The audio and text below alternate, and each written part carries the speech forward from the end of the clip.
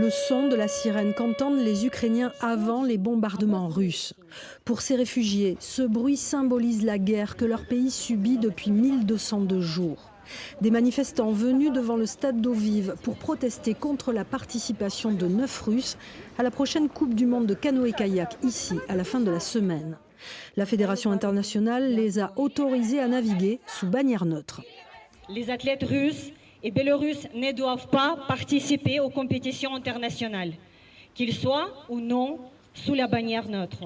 On ne peut pas accepter les athlètes d'un pays agresseur. Rien que leur présence, ça fait déjà une acceptation de fait d'agresseur. Donc c'est pas possible. Ce n'est pas possible. Au moment qu'il y a la guerre, il faut arrêter d'autoriser les athlètes sur prétexte qu'ils sont neutres.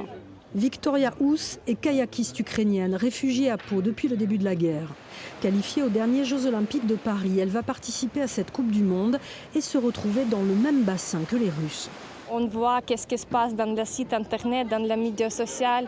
On voit qu'ils soutiennent les politiques qui soutiennent la guerre.